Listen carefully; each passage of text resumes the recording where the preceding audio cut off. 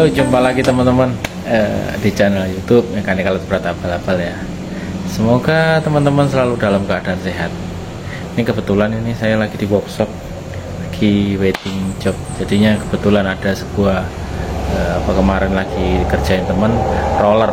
Ini ada sedikit sharing ya buat teman-teman. Untuk komponennya ini ya. Ini sebenarnya barang bekas ya kan. Di sini yang saya coba share adalah tentang pengisian oli pada roller ya. Jadi mungkin teman-teman biasa ngelihat ini pada alat-alat berat tipe track ya, dimana ini salah satu komponen undercarriage ya kan. Nah untuk di sini ini kebetulan ada kerusakan.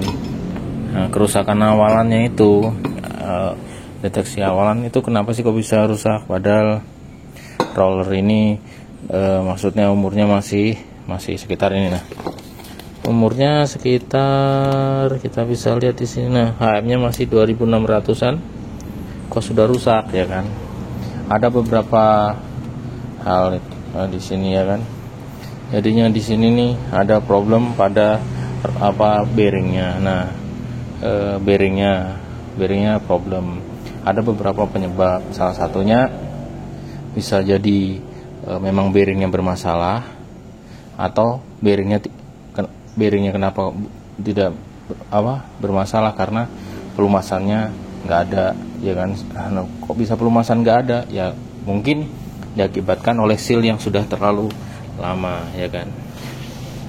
Nah, jadi semuanya itu inilah saling berkaitan.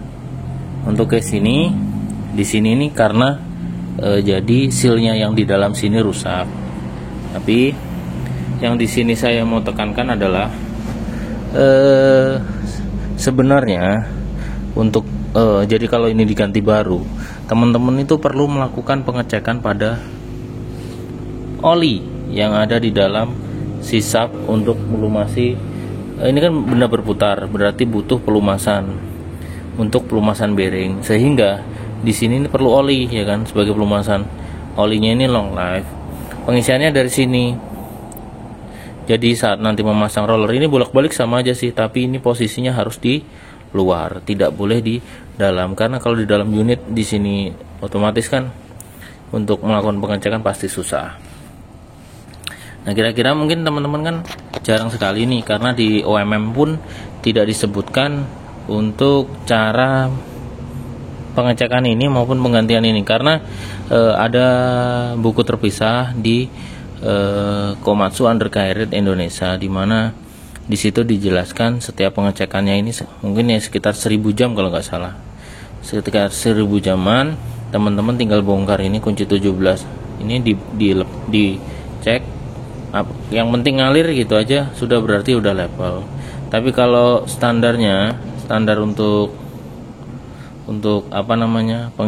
jumlah olinya itu sekitar 320 cc, dan oli yang dilakukan penggantian olinya itu jenisnya itu gear oil 140, seperti yang di sini lah, sebelah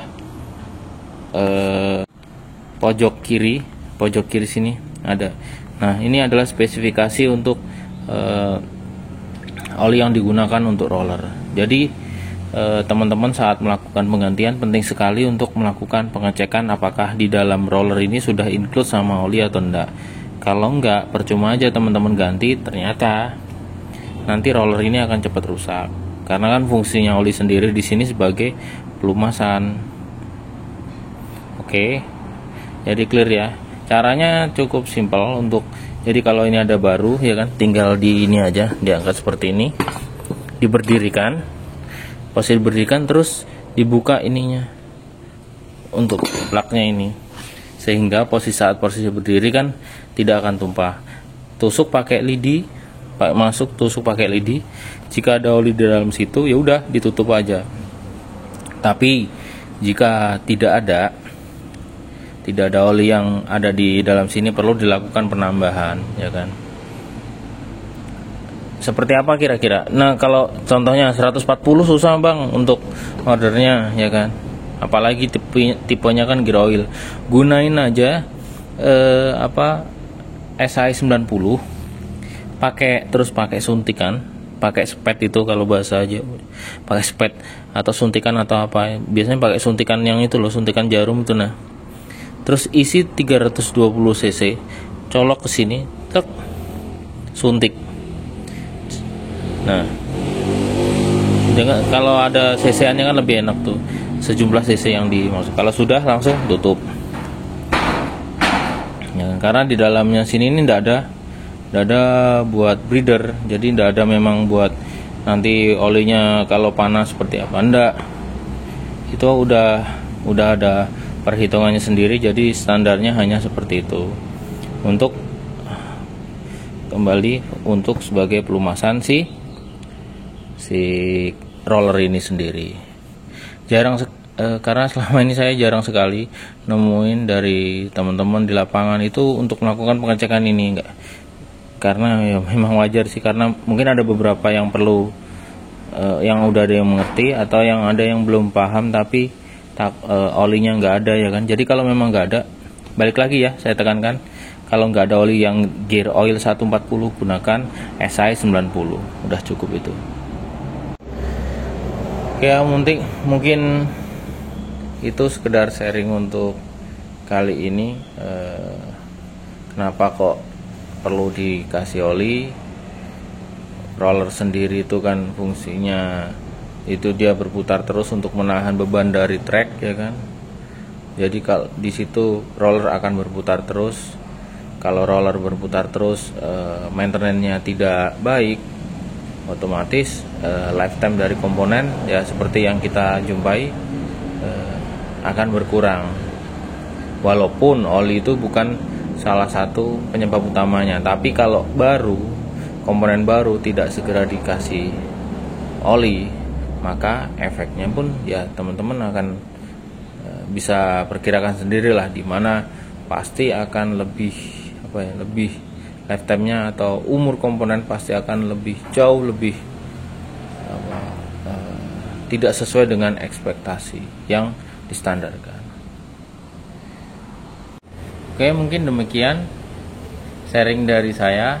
Ada kurang lebihnya, saya mohon maaf jika ada pertanyaan seputar alat berat atau ada yang pengen dibahas, silakan komen di kolom komentar. Jika saya bisa angkat untuk jadikan atau ada ketemu komponennya, nanti akan saya coba jelaskan.